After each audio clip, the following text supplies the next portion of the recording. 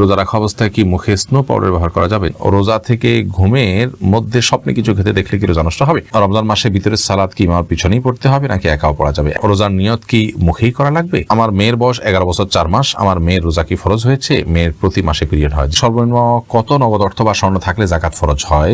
তারাবির নামাজের 4 রাকাত পর পর দোয়া পড়া হয়, এটা নিয়ে বলুন একটু। জাকাতের টাকা দিয়ে কি এতিমখানা এতিমদের ইফতার করানো যাবে? লাইলাতুল কদর কি প্রতি বছর একই রাতে হয় নাকি এক এক বছর এক এক রাতে হয়? ফিতরা আদায়ের সঠিক নিয়ম জানতে চাই। রোজা রাখা অবস্থায় যদি কোনো ব্যক্তি মারা যায় তাহলে কি তার জন্য বিশেষ কোনো ফজিলত রয়েছে? শারমিন আক্তার আপনি লিখেছেন, রোজা রাখা অবস্থায় কি মুখে স্নো পাউডার ব্যবহার করা যাবে? যাবে, কোনো অসুবিধা নেই, কারণ রোজার কোনো ক্ষতি হবে না। তবে আপনার ঠোঁট হয়ে এটা যেন মুখে না যায় চেষ্টা করবেন। কাশফিয়া ইসলাম লিখেছেন, আমার মেয়ের বয়স 11 বছর 4 মাস। আমার মেয়ের রোজা কি ফরজ হয়েছে? মেয়ের প্রতি মাসে পিরিয়ড হয়। জি বোন, অবশ্যই আপনার মেয়ের রোজা ফরজ হয়েছে, তাকে রোজা রাখতে হবে। শিপলু আইডি থেকে আপনি লিখেছেন, রোজা রেখে মুখে গুল দিলে রোজা হবে কিনা? ভাই শিপলু, সাধারণত গুল যেটা যারা গুল খেয়ে থাকেন বা মুখে নিয়ে থাকেন, আমরা দেখি তারা মুখের এক পাশে দিয়ে দীর্ঘ সময়টাকে ফেলে রাখেন। তো মুখের এক পাশে গুল দিয়ে যদি ফেলে রাখেন থুতুর সাথে, সেই গুল আপনার পেটে যাবে, একটু হলেও যাবে, অল্প হলেও যাবে, সেই সম্ভাবনা খুবই স্বাভাবিক। যার কারণে এটি জায়েজ হবে না, রোজা রেখে এটি করলে রোজা ভঙ্গ হবে।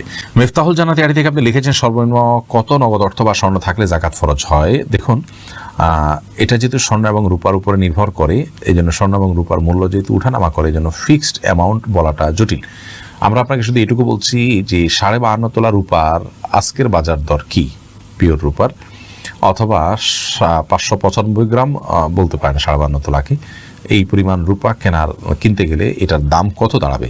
যেই টাকাটা এটার দাম হবে সেই পরিমাণ টাকা যদি আপনি মালিক হন, তাহলে সেই টাকা যদি আপনার কাছে 1 বছর থাকে তার উপর আপনার জাকাত আসবে, আদারওয়াইজ আপনার উপরে জাকাত আসবে না। সানজি ইসলাম শশী আপনি লিখেছেন, রোজা রেখে তরকারির লবণ টেস্ট করে থুতু ফেলে দিলে কি রোজা ভঙ্গ হয়ে যাবে? না বোন, এর কারণে রোজা ভঙ্গ হবে না। আপনি টেস্ট করার জন্য জিহ্বার আগায় 1-2 ফোঁটা আপনি ঝোল নিলেন, এরপর এটাকে থুতুর সাথে আপনি ফেলে দিলেন, পরিষ্কার করে ফেললেন, তাতে ইনশাআল্লাহ তার রোজা ভঙ্গ হবে না। কিন্তু একান্ত প্রয়োজন না হলে এটা না করাটা ভালো। দাদি নানি আইডি থেকে আপনি লিখেছেন, জাকাতের টাকা দিয়ে কোনো এতিম বিধবার ঘর করে দেয়া যাবে কিনা? জাকাতের টাকা দিয়ে ইয়াতিম অথবা কোনো বিধবাকে আপনি ঘর করে দিতে পারেন যদি তারা জাকাতের হকদার হয়। এতিম হলেই যে জাকাতের হকদার হবে এমনটি কিন্তু আবশ্যক নয়, বিধবা হলেই যে জাকাতের হকদার হবে এমনটি কিন্তু আবশ্যক নয়। একজন ভদ্র মহিলা, তার স্বামী মারা গেছেন, তিনি বিধবা হয়েছেন, কিন্তু তার এত সম্পদ আছে যেটা দিয়ে তিনি চলতে পারেন, তাহলে সেক্ষেত্রে তিনি যে জাকাতের হকদার নন। এতিমের ক্ষেত্রে একই কথা প্রযোজ্য। যাই হোক, তো এতিম বা বিধবা যদি জাকাতের হকদার হয়, তাদের যে সম্পদ আছে বা উপার্জন হয় তা দিয়ে তাদের সংসার চলতে কষ্ট হয়, এরকম যদি হয়, তাহলে সেক্ষেত্রে আপনি তাদেরকে জাকাতের টাকা দিতে পারেন। জাকাতের টাকা না দিয়ে তাদের যদি ঘরের নিড থাকে, যে তাদের নিরাপদে থাকার মতো কোনো ঘর নেই, সে প্রয়োজন থাকে এবং টাকা দিলে তারা হয়তো নষ্ট করে ফেলবে, আপনি তত্ত্বাবধান করে তাদের হয়ে ঘর নির্মাণ করে দিলে জাকাতের টাকা দিয়ে এটা জায়েজ হবে। সাব্বির হোসেন আপনি লিখেছেন, রমজান মাসে ভিতরের সালাদ কি ইমামের পিছনেই পড়তে হবে নাকি একাও পড়া যাবে? একাও পড়তে পারেন, কোনো অসুবিধা নেই, ইমামের পিছনে পড়তে হবে বাধ্যবাধকতা নাই। তবে যে ফজিলত পেতে হলে ইমাম যাওয়া পর্যন্ত আপনাকে অপেক্ষা করতে হবে। রাত জেগে বা ফজিলত পেতে হলে ইমামকে নামাজে রেখে আপনি চলে যাবেন, এটা হবে না। বরং আপনি প্রয়োজনে অপেক্ষা করতে পারেন, দুগুজি রাজকাত দোয়া দরুদ পড়লেন, এরপর বিতির শেষে সবাই যখন গেল আপনি তখন বের হলেন। আর রাবিয়া রানী আপনি লিখেছেন, রোজার সময় ভুল করে কিছু খেয়ে ফেললে ওই রোজার পরিবর্তে কি আরেকটা রোজা রাখতে হবে? রোজার সময় ভুল করে যদি কিছু আপনি খেয়ে ফেলেন, তাহলে সেক্ষেত্রে তার জন্য আরেকটা রোজা রাখতে হবে না, কারণ ভুল করে খেয়ে ফেললে সেটা মাফ। এবং এক্ষেত্রে আপনার বিভিন্ন হাদিসের সুস্পষ্ট বক্তব্য রয়েছে, যার কারণে রোজা রেখে রোজার কথা আপনার মনে নেই, আপনি খাচ্ছেন, হঠাৎ মনে হলো, তারপর আর খাওয়া ছেড়ে দিয়েছেন, মনে হওয়ার পর আর আপনি গিলেন নেই, তাহলে সেক্ষেত্রে আপনার রোজা ভঙ্গ হবে না এবং এর কারণে আরেকটা রোজা রাখতে হবে না। সাজিদুর রহমান লিটন আপনি লিখেছেন, রোজা থেকে ঘুমের মধ্যে স্বপ্নে কিছু খেতে দেখলে কি রোজা নষ্ট হবে? না, স্বপ্নে কিছু খেতে দেখলে রোজার কোনো ক্ষতি হবে না, কারণ আপনি তো বাস্তবে খান নাই, স্বপ্নে খেয়েছেন। অতএব স্বপ্নে যা কিছু হয় এটা কোনো হিসেব হয় না। স্বপ্নে আপনি একজনকে খুন করেছেন, স্বপ্নে আপনি জেনা করেছেন, আল্লাহ মাফ করুক, স্বপ্নে আপনি খেয়ে ফেলেছেন রোজা রেখে, এগুলো সব স্বপ্নে দেখেছেন, যেহেতু বাস্তবে যেহেতু করেননি, অতএব এগুলোর কারণে আপনার রোজার কোনো ক্ষতি হবে না, এগুলোর কারণে কোনো দায় আপনাকে নিতে হবে না। মিনি বয় করিম আপনি লিখেছেন, ফিতরা আদায়ের সঠিক নিয়ম জানতে চাই, সঠিক সময় জানতে চাই। ফিতরা আদায়ের সঠিক সময় হলো চাঁদ উঠেছে শাওয়াল মাসের, অর্থাৎ ঈদের চাঁদ উঠেছে তখন থেকে নিয়ে ঈদের নামাজের আগ পর্যন্ত, এই টাইমটার মধ্যে, রাতের মধ্যে, সকাল আগে আগে আপনি গরিবের কাছে পৌঁছাবেন, এটা হলো ফিতরা আদায়ের মূল টাইম। এই সময়ের মধ্যে এত অল্প সময়, শর্ট টাইমে ফিতরা আদায় করা যদি কঠিন হয় মনে হয়, তাহলে 2 দিন আগেও ফিতরা আদায় করাকে জায়েজ বলেছেন ফুকাহায়ে কেরাম। তবে কোন অবস্থাতেই ঈদের নামাজের পরে আদায় করলে সেটি জায়েজ হবে না, যেহেতু হাদিসে সুস্পষ্টভাবে ব্যাপারে বক্তব্য রয়েছেন। নবী সাল্লাল্লাহু আলাইহি ওয়াসাল্লাম বলেছেন, ফামান আদ্দাহা ক্বাবলা আল সালাহ, যে ব্যক্তি ঈদের নামাজের আগে ফিতরা আদায় করলো, ফাহিয়া মাকবুলাহ, তাহলে সেটি ফিতরা হিসাবে আল্লাহর কাছে গ্রহণযোগ্য হবে ইনশাআল্লাহ।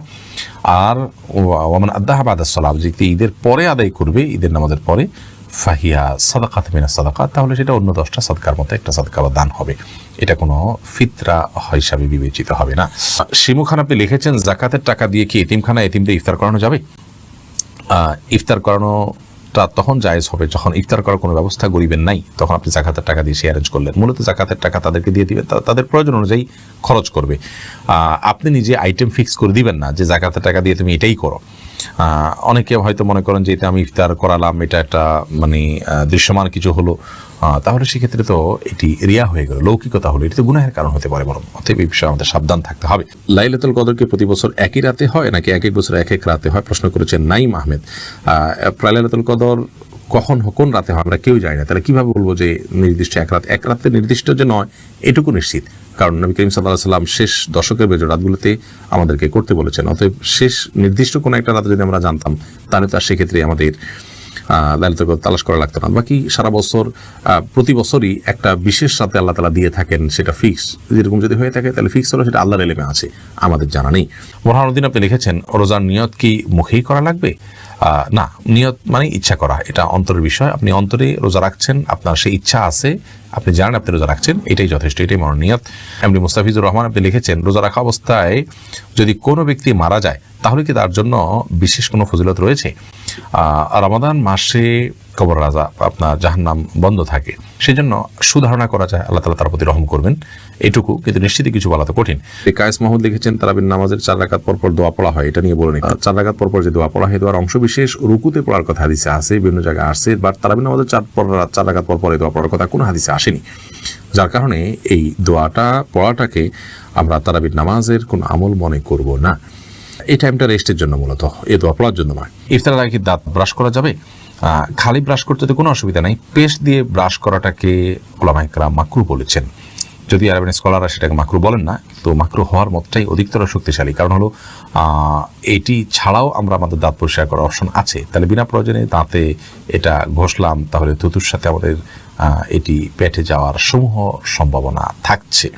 এই কারণে এটা অ্যাভয়েড করাই ভালো। আমরা মেসওয়াক করবো বেশি বেশি করে, আর খালি ব্রাশ করতে পারি, আর পেস্ট দিয়ে ব্রাশ করবো আমরা তা সারি করা আগ পর্যন্ত। যদিও যদি আপনি ব্রাশ করেন পেস্ট ব্যবহার করে এবং কুলি করে ফেলে দেন, মানে কোনোভাবে যেন গলার ভিতরে না যায় সেজন্য আপনার চেষ্টা করেন এবং না যায়, তাহলে সেক্ষেত্রে আপনার রোজা হয়ে যাবে, রোজা হবে না, বাট এরকম না। এরপরে এমডি জাহাঙ্গীর আলম রিপন লিখেছেন, পাওনা টাকার কি যাকাত দিতে হবে? জি, পাওনা টাকা আপনি যার কাছ থেকে কারো কাছে টাকা পাবেন, অর্থাৎ টাকাটার মালিক আপনি, তাহলে এটা যাকাত আপনাকে দিতে হবে। কিন্তু এটা নিয়ে বিস্তারিত বিবরণ আছে, যাকাত নিয়ে আমাদের 12টি প্রশ্ন উত্তর দেওয়া আছে, সেই ভিডিওটি দেখে নেবেন, মেহরবানি করি।